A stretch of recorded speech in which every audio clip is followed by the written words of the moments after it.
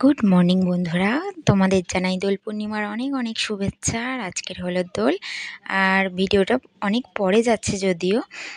তো এইটা আমি দোলের দিন শ্যুট করেছি, যার জন্য তো চলো আজকের ভিডিওটা এখান থেকেই শুরু করছি। আর সাহেববাবু দেখো সকাল সকাল ঘুম থেকে উঠেই রং মাখা শুরু করে দিয়েছে, মানে ওর দিদুনি ওকে রং মাখিয়ে দিয়েছে। আর ওর রংটা দেখেই প্রথমবার, আগের বছর তো অনেকটাই ছোট ছিল, এখন তাও একটু আধটু এইসব জিনিস বোঝে বা খেলার ছলে, কি বলবো, নতুনত্ব জিনিস তো।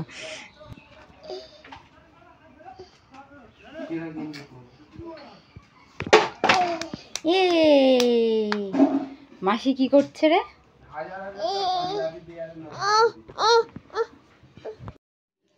আর সকাল সকাল দেখো চপ মুড়ি বেগুনি নিয়ে বসে পড়েছি। এগুলো আগের দিনই হয়েছিল, জানো যে হোলিকা দহন ছিল ওই দিনই হয়েছে আর কি, ভাজাভুজি সব। তো দেখো রং মাখিয়ে দিয়ে চলে গেছে আমাকে সকাল সকাল। আর আমি সেরকম একটা দোল খেলিও না। তোমরা আগে একটা ভিডিও পেয়েছো, তাও খুব আনন্দ করেছি এবারে, সত্যি কথা বলতে। আর সাহেববাবু দেখো, সাহেববাবুর বাবা এই পিচকারিটা এনে দিয়েছে, ওটার মধ্যে জল ভরে দিয়েছে। রং দিলে তো এক্ষুনি, মানে কি বলবো, গা হাত পা সব কিছু করবে। আরও গায়ে মাখছিল না যদিও।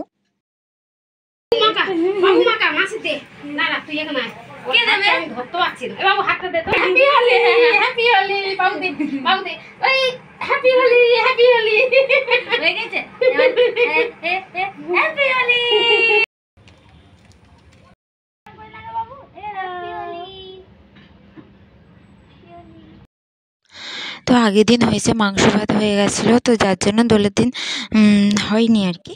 আর মালপোয়া হয়েছে, দোলের দিন আমাদের বাড়িতে মালপোয়া হয়। তো এখন একটু রেডি হয়েছিলাম, রেডি হয়ে ফটো টটো তুললাম। তো রিলস বানাবো ভেবেছিলাম, কিন্তু রেডি হতে হতে অনেকটা দেরি হয়ে গেছে, এখন বেজে গেছে 5টা 10। তো আমার আর আমার বোনকে কেমন লাগছে কমেন্ট করে বলো। আর সকালবেলা তো তেমন একটা মানে তোমাদের সাথে কথা বলে মানে কথা বলা হয়নি আর কি। তো একটু পরে যাব মেলাতে, আমাদের এখানে দোলের মেলায় বসে। তো আমার সাথে তোমাদেরকেও নিয়ে যাব, চলো দেখতে থাকো, চলো। তো দেখো মেলায় যাওয়ার জন্য রেডি হয়ে গেছি, ওই মেকআপের পর শুধু ড্রেসটা চেঞ্জ করে নিয়েছি, প্রচণ্ড গরম হচ্ছে আজকের। তো যার জন্য শাড়িটা খুলে এই কুর্তিটা কয়েকবার পরেওছি।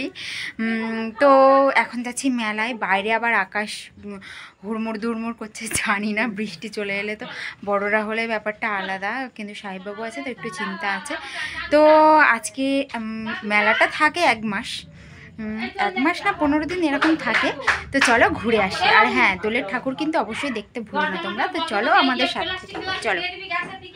আর দেখো আমরা সেজেগুজে তো বেরিয়েই গেলাম, কিন্তু ওই বললাম যে বৃষ্টিও আসতে পারে, মানে আকাশ উড়ুম দুরুম করা শুরু করে দিয়েছে। আর আমরা এসে রাস্তায় অটোর জন্য দাঁড়িয়ে আছি, তো অটো পেলেই উঠে যাব আর কি।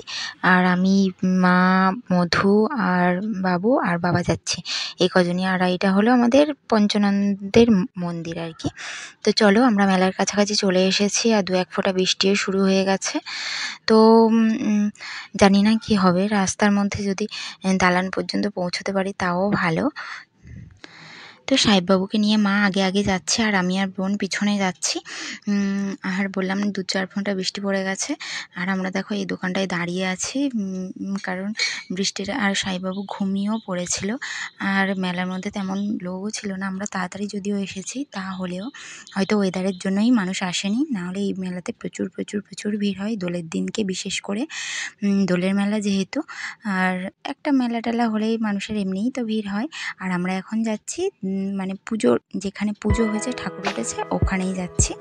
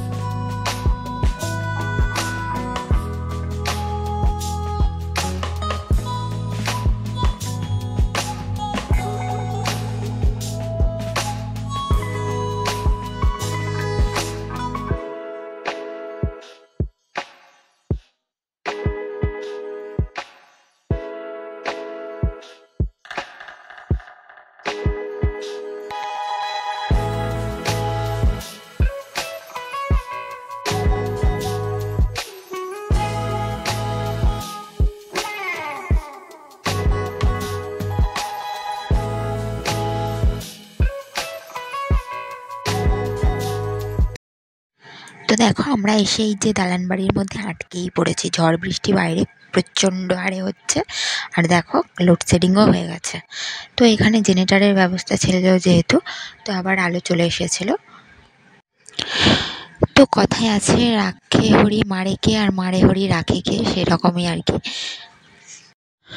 তো কথাটা এই জন্যই বলছিলাম, মানে ভাবছিলাম যে ছেলেকে নিয়ে কোথায় যাব এই ঝড় বৃষ্টির মধ্যে, কিন্তু দেখো ভগবানের কি লীলা যে এর মধ্যে এসেই আর কি ঝড় বৃষ্টিটা জোরে এসেছে, আর আমরা এখানেই আর কি আশ্রয় নিয়েছি। তো এটাই হলো ভগবান আমাদের জন্য যা ঠিক করে রাখে সেটাই তো হবে, তার বাইরে তো কিছুই হবে না। আর দেখো সাহেববাবু এখানে বসে বসে তো প্রসাদ খাচ্ছে, জিলিপি খাচ্ছে, আর আমরা এখানে বসে বসে আমাদের সাথে সাথে অনেক অনেক অনেক মানুষ এখানে।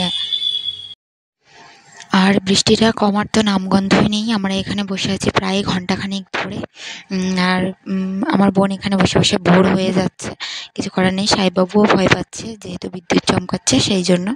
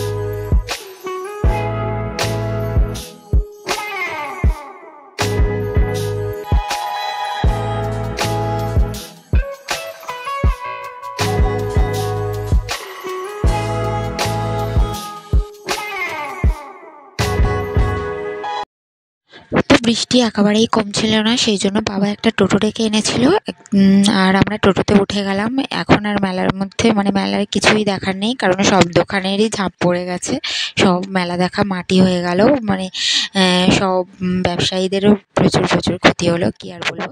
তো যাই হোক, এখান থেকে ফুচকা খেয়ে নিলাম, নিয়ে আর বাড়ির জন্য জিলিপি আর এই পাঁপড় খেতে খেতে বাড়ি চলে গেলাম। তো চলো, এখন সাইবাবুও পাঁপড় খাচ্ছে। তো চলো, দেখা হচ্ছে তোমাদের সাথে পরের ভিডিওতে। চলো।